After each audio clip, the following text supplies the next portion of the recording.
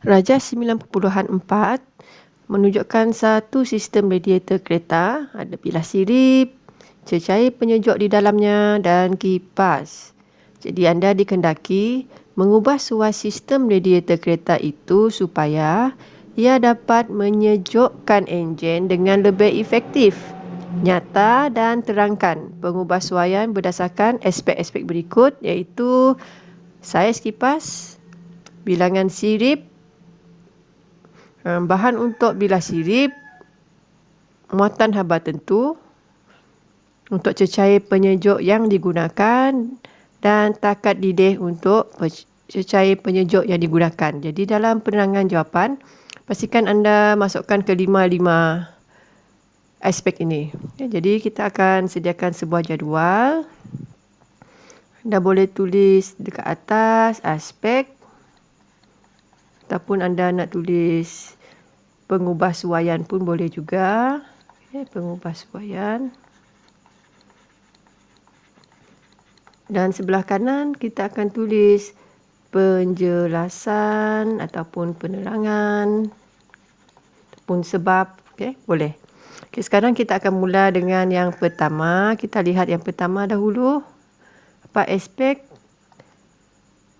Saiz kipas. Apabila kita dalam keadaan panas, kita nak cari kipas yang saiznya besar ke, kita nak guna kipas yang kecil. Kita akan guna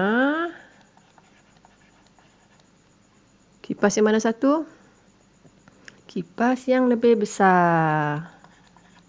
Kipas yang lebih besar. Kenapa kita nak guna kipas yang lebih besar? Anda kena jelaskan. Bila anda melakukan penjelasan, anda kena mulakan dengan supaya, untuk, dekat hadapan dia. Untuk guna kipas yang lebih besar ni, bila kita guna kipas lebih besar, udara dapat bergerak lebih pantas. Supaya, cikgu letak sini ya. Supaya udara bergerak lebih pantas.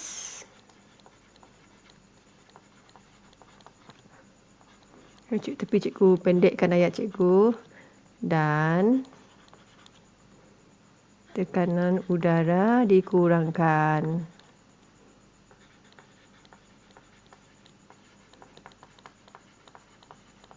Apa berlaku apabila tekanan udara dikurangkan? Jadi, udara sejuk di luar radiator, dia akan bergerak masuk dengan lebih banyak. Yang udara sejuk yang berada di luar ni, dia akan bergerak masuk. Udara sejuk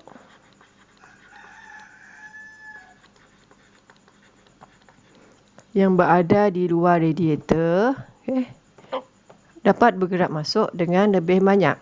Anda buat ayat penuh. Dapat bergerak masuk dengan lebih banyak.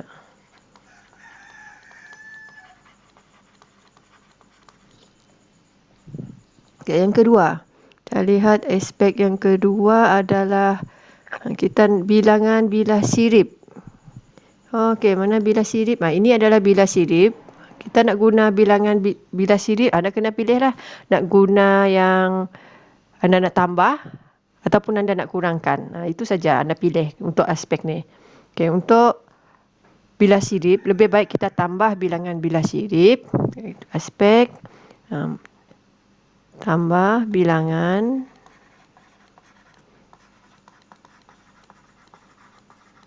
bilah sirip. Sekarang kita nak jelaskan kenapa kita perlu tambah bilangan bilah sirip ini.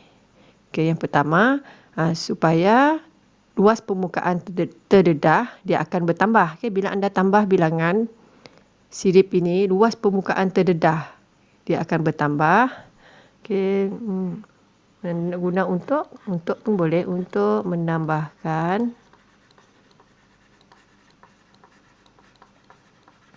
luas permukaan yang terdedah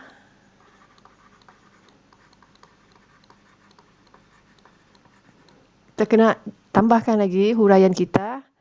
Apa kaitannya dengan kenapa perlunya luas permukaan terdedah ini? Jadi lebih banyak haba boleh dihilangkan dengan lebih mudah. Sebab itu kita luaskan permukaan terdedah ni.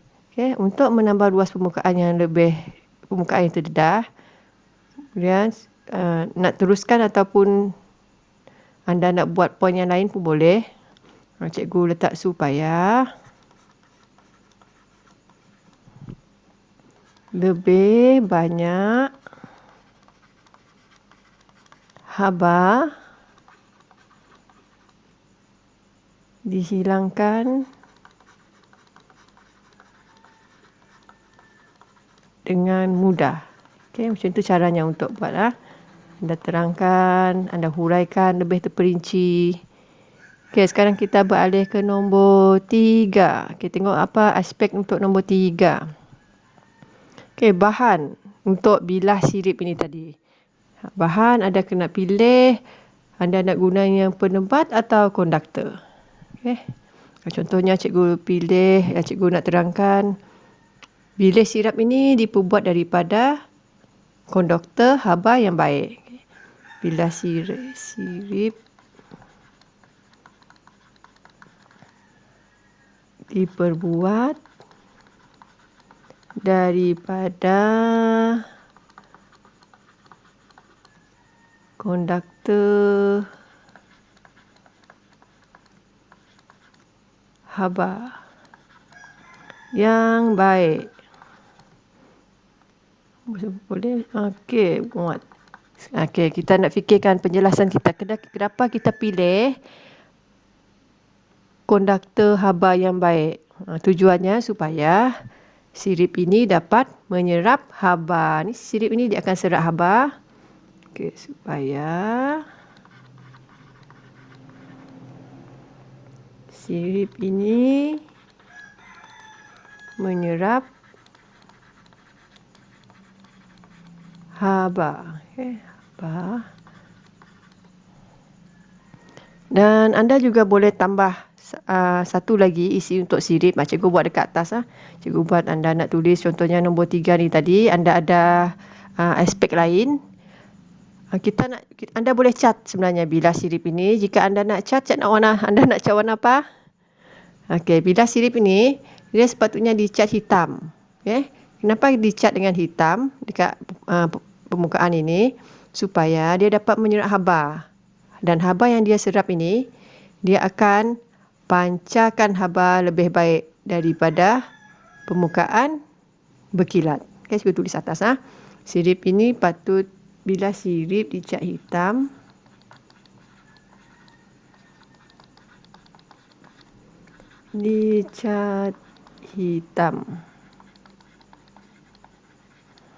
Okey, nokta.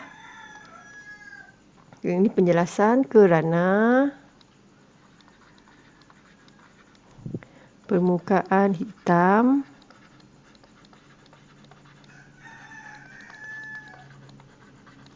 menyerap haba. Okey, menyerap haba, lepas diserap dia akan pancarkan ataupun keluarkan dan memancarkan haba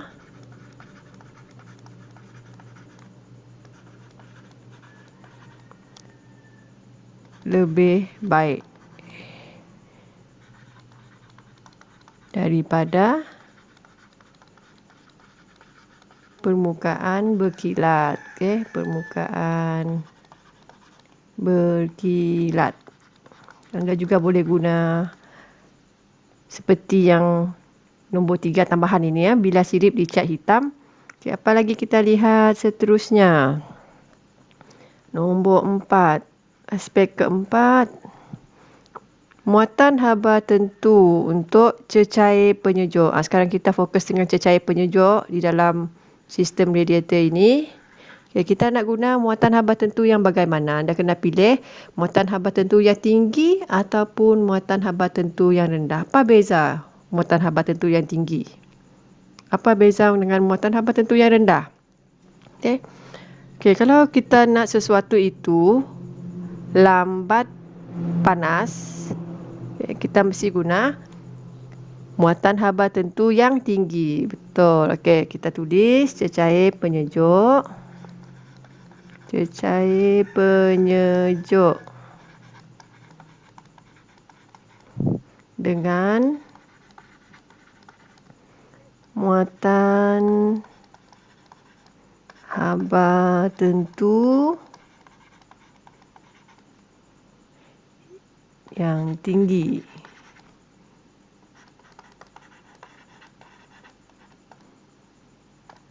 Okey, kenapa? Supaya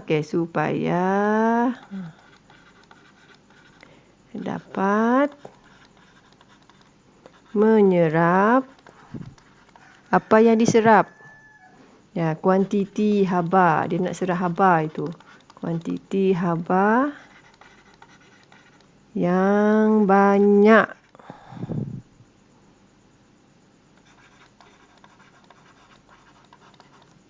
Sebelum mendidih.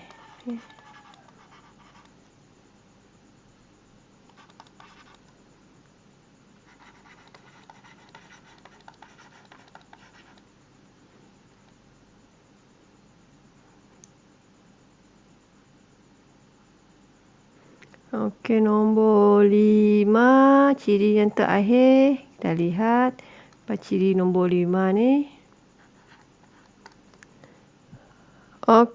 Takat didih. Okey, untuk takat didih, kita nak guna takat didih cecair penyejuk yang tinggi ke rendah. Itu anda kena pilih dua pilihan tu lah. Kalau dia rendah, dia sekejap mendidih. Kalau anda guna takat didih cecair tinggi, dia lambat mendidih. Yang mana satu nak guna? Yang paling penting, yang paling bagus adalah takat didih cecair penyejuk yang tinggi. Kita guna yang tinggi. Kenapa kita tak guna yang rendah? Untuk mengelakkan